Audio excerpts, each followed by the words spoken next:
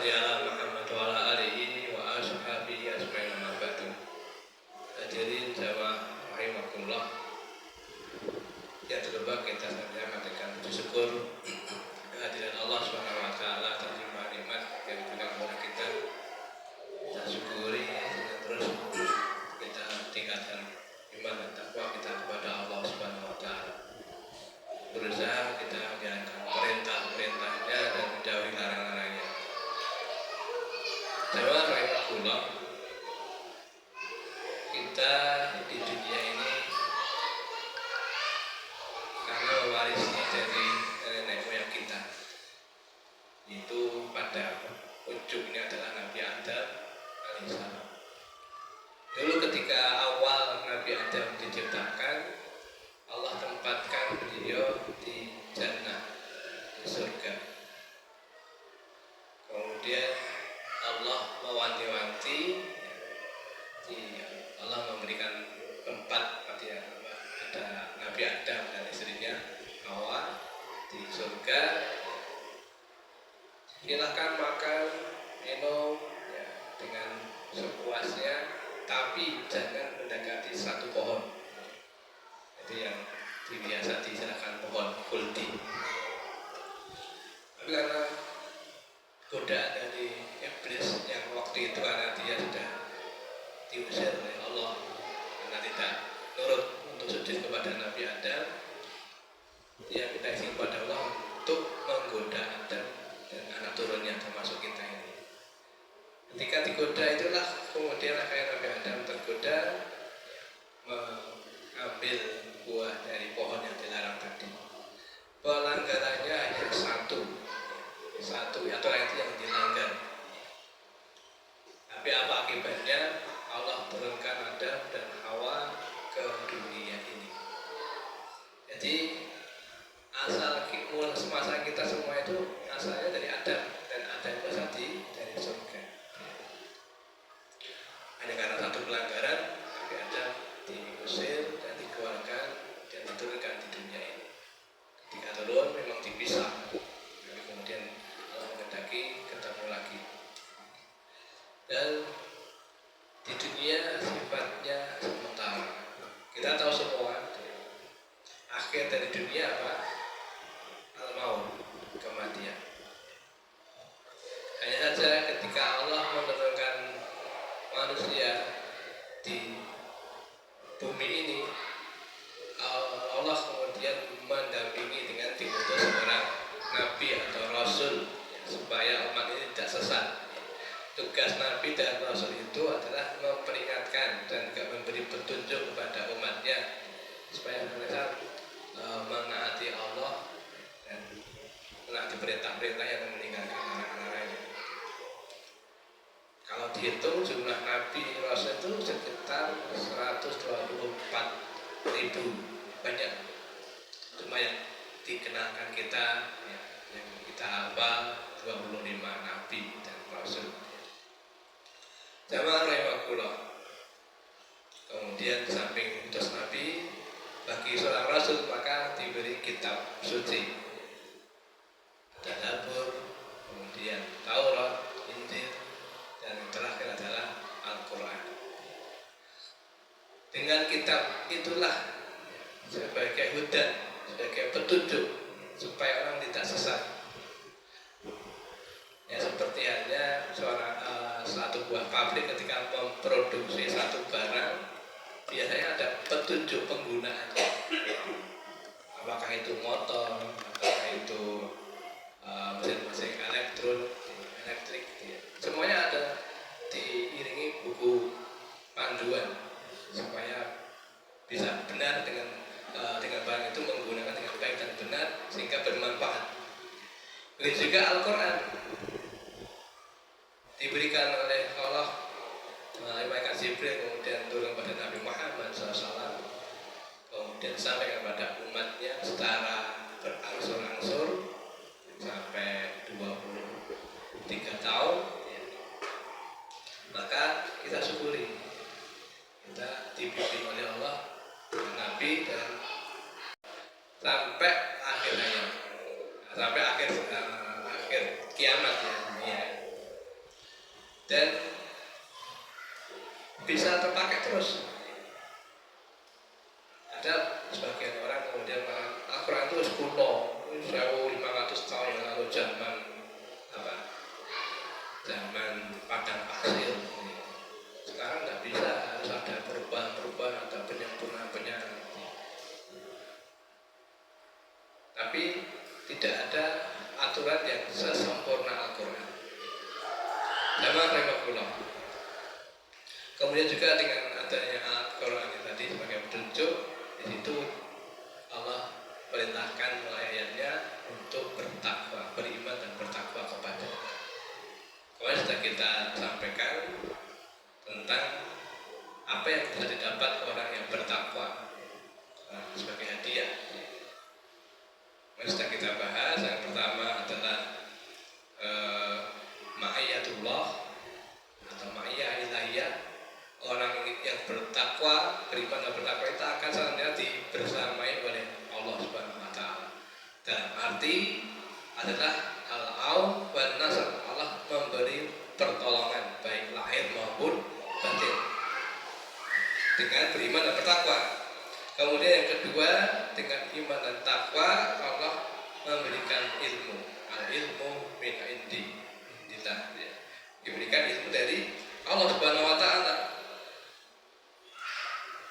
Diajari dengan mudah ilmu itu sehingga orang bisa menempuh jalan kehidupan ini dengan baik dan benar, supaya tidak tersesat. Diberikan ilmu, dan ilmu sangat bermanfaat. Apapun yang akan orang lakukan pasti ada ilmunya, dan ilmu terus berkembang, dan orang sejak lahir sampai sekarang itu terus belajar. Kita tahu ketika bayi lahir dia tidak bisa apa-apa, misalnya mau nangis, tapi dengan beriringnya waktu perkembangan dia belajar miring, atau belajar mungkin mau mendengar, melihat, indera-inderanya difungsikan, kemudian bergerak-gerak, akhirnya bisa miring dan tengkurap, terus berjalan waktu dan terus belajar. Jadi juga kita harus terus belajar. Kemudian yang didapat yang ketiga, orang yang beriman bertakwa adalah diberikan Al-Furqan. Di dalam surat Al-Anfal ayat 29 Allah mengatakan, A'udzubillahi minasyaitonir rajim. Ya ayyuhalladzina amanu in tattaqullaha yaj'al lakum furqana wa yukaffir 'ankum sayyi'atikum wa yaghfir lakum wallahu dzul fadlil 'azim. Wahai orang-orang yang beriman, takwalah kalian kepada Allah, maka saya dia akan memberikan furqan, pemisah, pembeda antara yang hak dan yang batil bagimu, dan juga akan menghapus segala atau semua kesalahan-kesalahanmu, dan juga akan mengampuni dosa-dosamu. Yang membedakan adalah sayyi'at dan dunub. Sayyi'at itu ada yang mengartikan dosa-dosa kecil atau dosa-dosa yang tidak sengaja. Dunub dan pun itu dosa-dosa yang besar. Ini diberikan oleh Allah pembeda. Orang beriman bertakwa dia tahu, oh ini baik, maka dilakukan.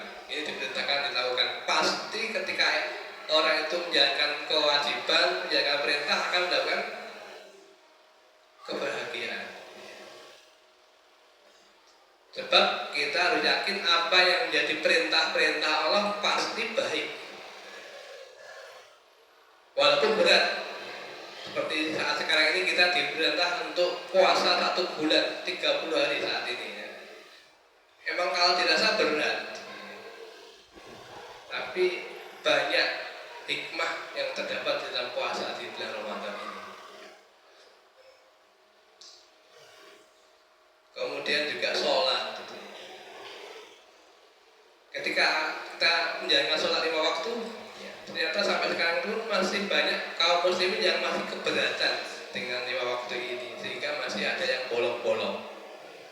Bahkan ada yang tidak sholat. Ngaku Islam, KTP Islam, ini orang iman dan takwa yang bisa diperoleh. Yang keempat adalah an-najatu minan nar, itu pertolongan dari neraka, selamat dari api neraka.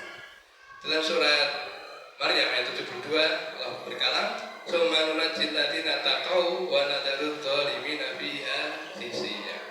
Kemudian kami akan menyelamatkan orang-orang yang bertakwa dan membiarkan orang-orang yang zalim di dalam neraka dalam keadaan hina atau berlutut.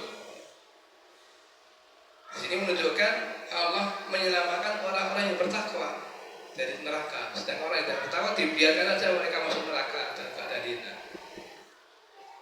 Jadi dengan iman dan takwa Allah selamatkan. Cuma ini kita perlu peroleh nanti, kita diuji dulu di dunia ini. Cuma kadang-kadang orang menganggap senang ya senang dunia wae terus. Kelima, orang yang iman dan takwa akan diberi oleh Allah makhraja wa rizqu, diberikan jalan keluar dan rezeki. Ini terdapat dalam surat At-Tolaq ayat 2 sampai 3. Allah mengatakan, "Wa may yattaqillaha yaj'al lahu makhraja wa yarzuqhu min haitsu la yahtasib." Barang siapa yang bertakwa kepada Allah, maka Allah akan membukakan jalan keluar baginya, dan Dia Allah akan memberi rezeki dari arah yang tiada disangka-sangka. Ini. Selain itu Allah juga akan memberikan kemudahan dan pahala yang besar bagi orang-orang yang bertakwa. Dibukakan jalan keluar. Semua manusia itu mesti mempunyai masalah dalam hidup ini, dan ada yang ringan, ada yang berat. Dan kalau kita beriman dan takwa, itu akan diberikan jalan keluar untuk mengatasi masalah-masalah yang dihadapi di dunia ini dengan baik. Dan kalau Allah berikan jalan keluar, itu yang terbaik bagi orang yang beriman dan bertakwa. Terakhir, bahwa orang yang beriman dan takwa akan dijanjikan al-wa'du bil jannah, dijanjikan surga. Di dalam surat Al-Qalam ayat 34, "Inna lil muttaqina inda rabbihim jannatin na'im." Sesungguhnya bagi orang-orang yang bertakwa disediakan surga-surga yang penuh kenikmatan di sisi Allah, di sisi Tuhannya, di sisi Tuhan Rabbnya. Jadi jelas apa yang dikatakan Allah ini menjadi janji Allah, disediakan surga. Tapi kita takwa dulu di dunia ini dengan benar-benar takwa. Sebagai contoh, seperti dulu kita mengingat kembali ceritanya Siti Hajar, istri Nabi Ibrahim, yang ditinggal di padang pasir tanpa penghuni, tanpa ada apa-apa sama sekali. Ketika itu si Hajar bertanya kepada Ibrahim, "Kau tinggalkan aku di sini. Terus bagaimana saya?" Nabi Ibrahim diam saja. Ketika bertanya diganti, "Apakah itu perintah Allah kau tinggalkan aku?" Dijawab oleh Nabi Ibrahim, "Iya." Begitu jawab iya, terus dia Hajar, dia yakin Allah tidak akan menelantarkan dia di situ, walaupun tidak ada apa-apa sekali.